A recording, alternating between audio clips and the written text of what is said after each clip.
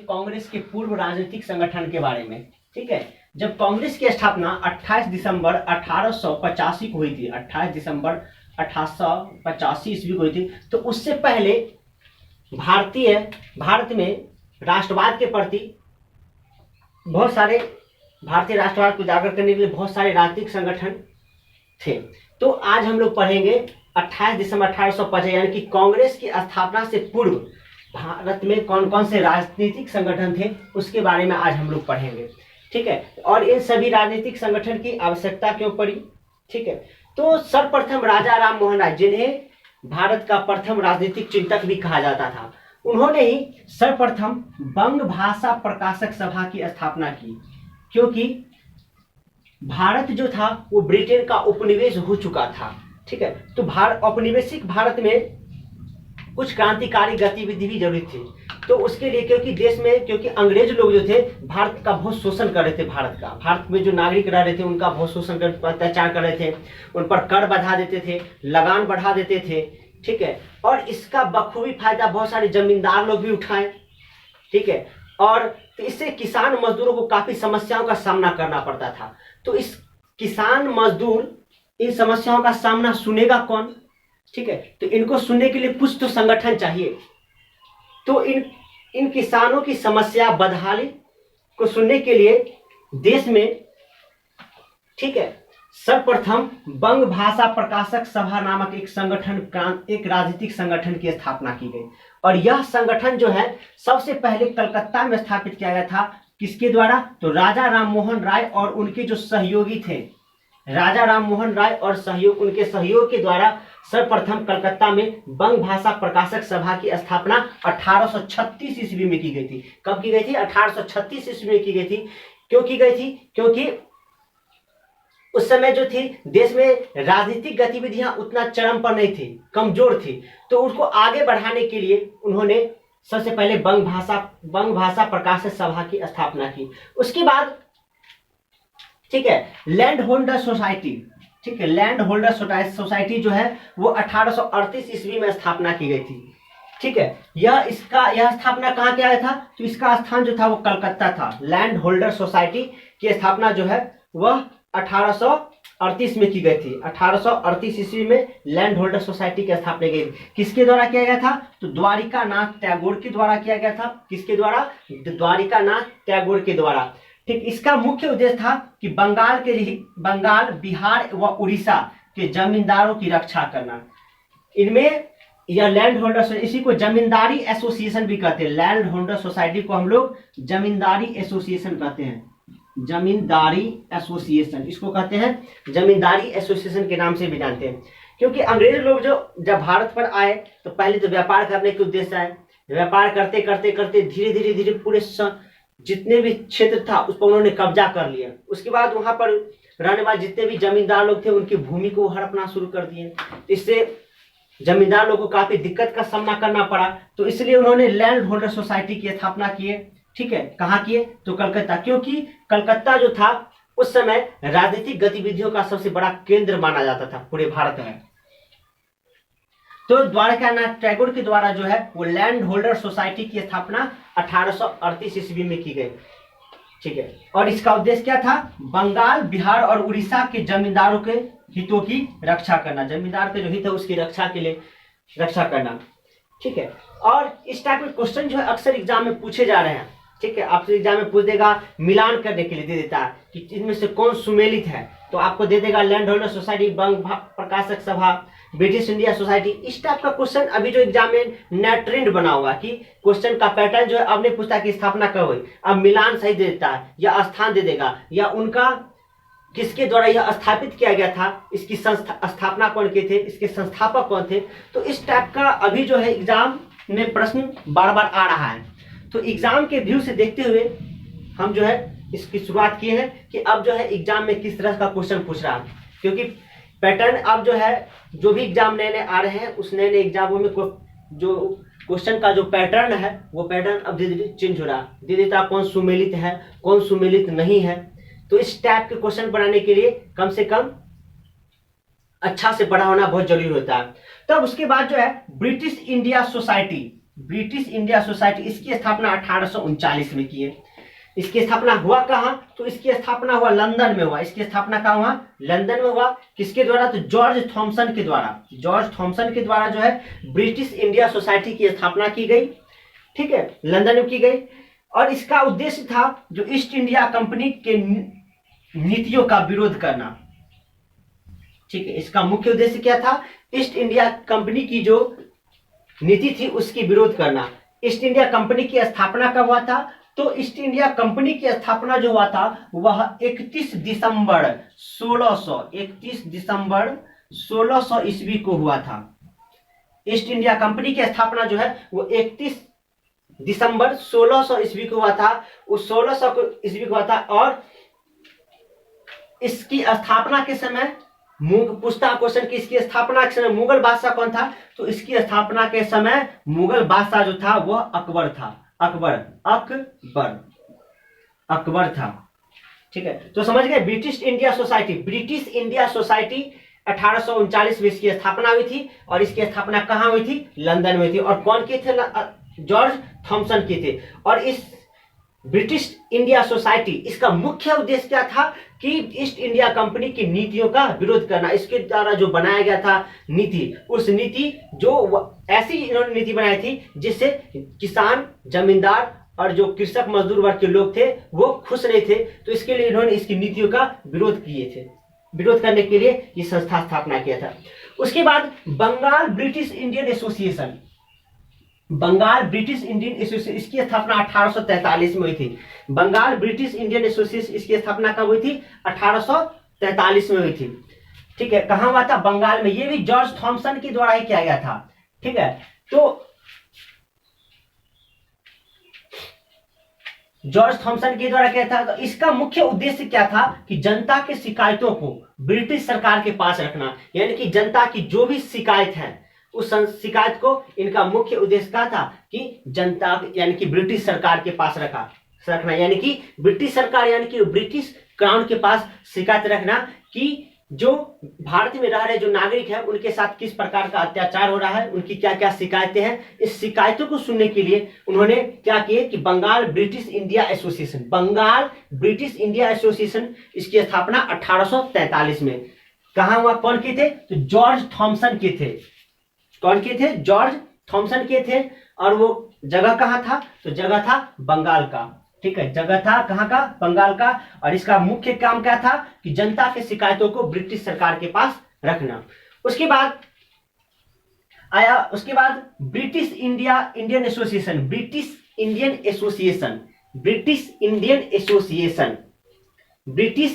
Association, इसकी स्थापना 1851 में हुई थी।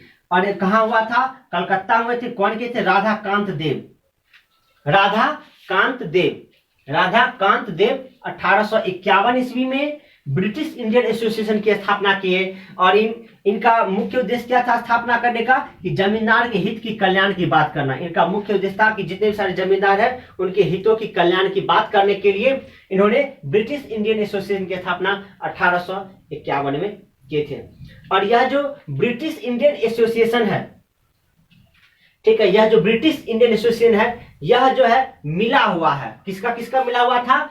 लैंड होल्डर सोसाइटी, जिसको हम लोग जमींदारी एसोसिएशन कहते हैं, इसका और बंगाल ब्रिटिश इंडियन एसोसिएशन दोनों का सम्मिलित रूप ही इस दोनों को 1851 में मर्ज कर दिया गया। और इसी मर्ज करने के उपरांत ही ब्रिटिश इंडियन एसोसिएशन की स्थापना हुई कलकत्ता में। ठीक है, किसके द्वारा हुआ? तो राधाकांत देव के द्वारा हुआ। किसके द्वारा हुआ? राधाकांत देव के हुआ। और इनका मुख्य उद्देश्य क्या था? कि जमींदार के हित की बात करना, यानी कि जमींदार के हितों की कल्याण की बात करना। यह इनका मुख्य उद्देश्य था और इनके संस्था का। उसके बाद आया था इंडियन लीग, जो 6ठा नंबर पर जो वो क्या है? Indian league. इसकी स्थापना भी कलकत्ते में हुई थी। इंडियन लीग, इसकी स्थापना भी क्या हुई थी? कलकत्ता में थी। और कब हुई थी? 1875 में। इंडियन लीग की स्थापना कब हुई थी? 1875 में कलकत्ता में हुआ था। ठीक है, और इसका स्थापना कौन किए थे? शिशिर कुमार घोष।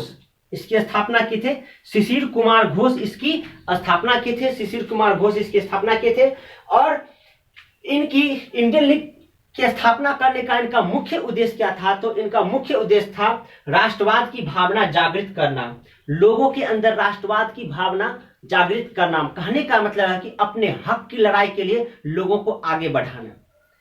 इनका जो मुख्य काम था कि राष्ट्रवाद की भावना को जागृत करना, मतलब जो लोग दबे थे, जिनको अपना अधिकार नहीं मालूम था, वो अंग्रेजों के खिलाफ बोलने से कचकते थे, डरते थे, तो इन्होंने लोगों के अंदर जागृत करने का प्रयास किया कि आप लड़िए, आगे बढ़िए, हम आपके साथ हैं। तो इन्होंने राष्ट्रवाद की भावना को जागृत किए। उसके बाद राजनीतिक शिक्षा में प्रोत्साहन, ठीक है, इनका एक और उद्देश्य था कि राजनीतिक में शिक्षा का भी प्रोत्साहन। उन्होंने शिक्षा के क्षेत्र के लिए को आगे बढ़ाने के लिए इन्होंने इस संस्था की स्थापना की। और उसके बाद, और यह प्रथम संगठन था जिसकी सदस्यता हेतु सालाना 5 रुपया लगता था। ठीक है, आप साल में इसकी सदस्यता लेने के लिए साल में 5 रुपया लेना पड़ता था। कलकत्ता स्टूडेंट एसोसिएशन, इसकी स्थापना जो है 1875 में हुई थी। कलकत्ता स्टूडेंट एसोसिएशन, इसकी स्थापना 1875 में हुई थी। और यह हुई थी कहाँ स्थापना? तो कलकत्ता स्टूडेंट है तो कलकत्ते में इसकी स्थापना हुई थी। ठीक है, और कौन किए थे? तो आनंद मोहन बोस। कौन किए थे? आनंद मोहन बोस जो है इसकी स्थापना किए थे। ठीक है, और इनका काम था क्या? कि छात्रों के कल्याणार्थ कार्य करना, यानी कि जो छात्र हैं, पढ़ने लिखने वाले स्टूडेंट, उसके कल्याण के कार्य के लिए इन्होंने कलकत्ता स्टूडेंट एसोसिएशन की स्थापना 1875 ईस्वी में की। उसके बाद आता है इंडियन एसोसिएशन, इसकी भी स्थापना 1876 में हुई थी, कलकत्ता में हुई थी। इसकी स्थापना कहाँ हुई थी? कलकत्ता में हुई थी। और इसकी स्थापना कलकत्ता में हुई थी किनके द्वारा? तो आनंद मोहन बोस और सुरेंद्र नाथ बनर्जी, इन दोनों व्यक्ति के द्वारा मिलकर, ठीक है, इंडियन एसोसिएशन की स्थापना 1876 ईस्वी में की गई थी। और इनकी सरकार से मांग थी कि आईसीएस में परीक्षा में बैठने की आयु जो है वो बढ़ाया जाए। ठीक है, पहले आईसीएस में बैठने की आयु जो थी वो कम थी, 18 वर्ष मात्र थी, लेकिन उन्होंने धीरे धीरे इसको बढ़ाने के काम किए।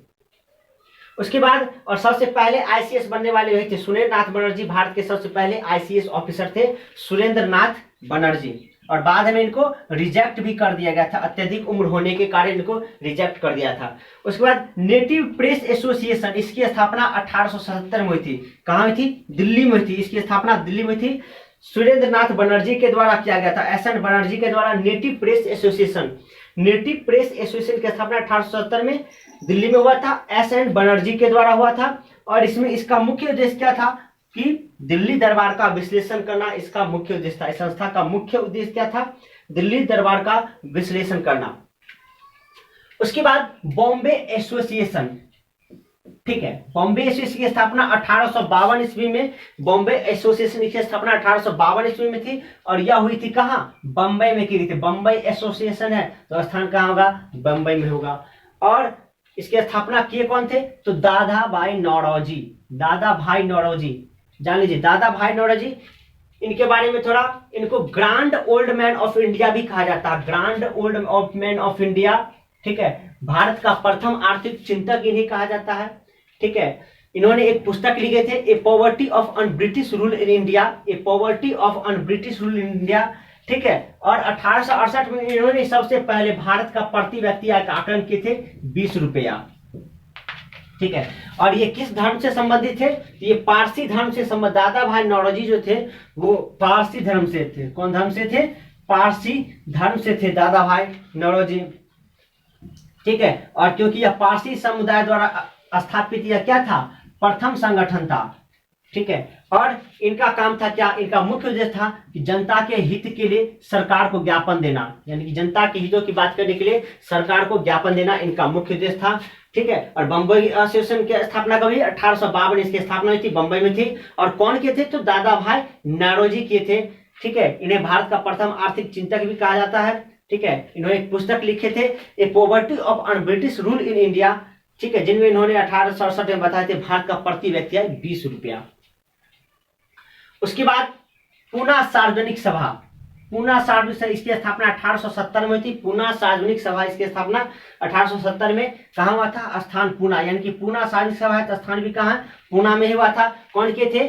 तो रानाडे किए थे, एमजी रानाडे, जीबी जोशी और एक चिपलुंकर थे, जिनका नाम था चिपलुंकर। लुंकर, एक व्यक्ति थे चिप लुंकर। इन तीनों मिलके ही नहीं इसकी स्थापना किए थे।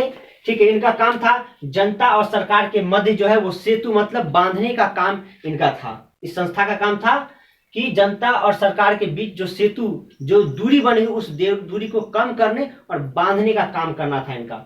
उसके बाद अगला था बम्बई प्रेसिडेंसी एसोसिएशन।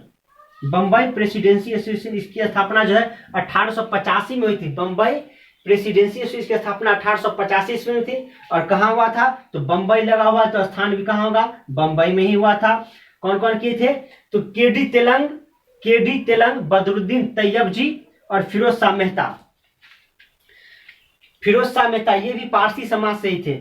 और फिरोज शाह मेहता तीनों मिलकर किए थे। और इनका क्या था कि लोगों में राजनीतिक विचार एवं अधिकार का प्रचार प्रसार करना, यानी कि लोगों का जो अधिकार है और लोगों में जो राजनीतिक विचार की कमी है, जो उनमें राजनीतिक से जो ओतप्रोत नहीं थे, उनमें राजनीति के बारे में जानकारी नहीं थी, तो उनके लिए इन्होंने क्या किया? प्रचार प्रसार किया और लोगों को उनके बारे में बताया। और उनका जो इन पर शोषण रहा था, इनका जो अधिकार था, उस अधिकार की मांग के लिए इन्होंने उन लोगों को और प्रेरित किया। तो ये संस्था का मुख्य उद्देश्य था बम्बई प्रेसिडेंसी एसोसिएशन का। मद्रास महाजन सभा, इसकी स्थापना जो है 1854 हुई थी। मद्रास महाजन सभा, इसकी स्थापना जो है वो 1854 हुई थी, मद्रास में हुई थी। ठीक है, कहाँ हुई थी? मद्रास में हुई थी। ठीक है, और किनके नेतृत्व में हुआ था? तो वीर राघवाचारी, आनंद चार्लू और सुब्रमण्यम अय्यर के नेतृत्व में हुआ था। ठीक है, और इसके अध्यक्ष जो थे वो वीर राघवाचारी, जो इसके अध्यक्ष भी बने थे वीर राघवाचारी इस मद्रास महाजन सभा के। और इसका काम क्या था? महाजन व किसान के मध्य जो है वो के बीच जो संघर्ष हो रहा था उस समय मद्रास में, किस महाजन और किसान के बीच जो संघर्ष चल रहा था, उस संघर्ष को रोकने में इन्होंने बहुत प्रयास किया और काफी हद तक सफल भी हुए। उसके बाद अगला सबसे अंतिम जो है ईस्ट इंडियन एसोसिएशन 1866 में, इसकी स्थापना लंदन में हुई थी। इसकी स्थापना कहाँ हुई थी? लंदन में हुई थी। और दादा भाई नौरोजी के द्वारा हुई थी। लंदन में दादा भाई नौरोजी के द्वारा हुआ था। और इनके जो सचिव जो थे वो फिरोज शाह मेहता थे। इनके सचिव जो कौन थे? फिरोज शाह मेहता थे। ठीक है, और इन्होंने इसकी स्थापना कहाँ किए थे? तो लंदन में किए थे। इनका मुख्य कारण क्या था कि लंदन में जो भारतीयों की समस्याओं को उठाना, लंदन में इन्होंने भारतीय लोग के पास जो समस्या थी, जो परेशानी थी, जो कष्ट थी, उन सारी समस्याओं को उन्होंने उठाया। और उसके बाद उन्होंने ब्रिटिश जनता के द्वारा अंग्रेजी सरकार पर दबाव दिया। और उन्होंने वहां की जो ब्रिटिश जनता थी उसके द्वारा इन्होंने अंग्रेजी सरकार पर दबाव डालने का इन्होंने प्रयास किया। तो ये थी कांग्रेस के स्थापित पूर्व संस्थाएं। ठीक है, ये कांग्रेस के स्थापित पूर्व राजनीतिक संगठन थी, जिसको हमने इस सारे वीडियो में एक करके चर्चा की है। और इससे एग्जाम में एक भी प्रश्न नहीं छूटेगा। और यह जो भी मैंने इस वीडियो में हम जो भी बात बताए हैं सब एग्जाम ऑफ द पॉइंट से बताए हैं, ताकि एग्जाम में एक भी क्वेश्चन नहीं छूटे। और एक बात और जान लीजिए कि उस समय कांग्रेस के पूर्व जितने भी सारी संस्थाएं थी, उन सारी संस्थाओं का 3 मुख्य केंद्र था। याद रखिएगा कौन कौन था? बंगाल, बंबई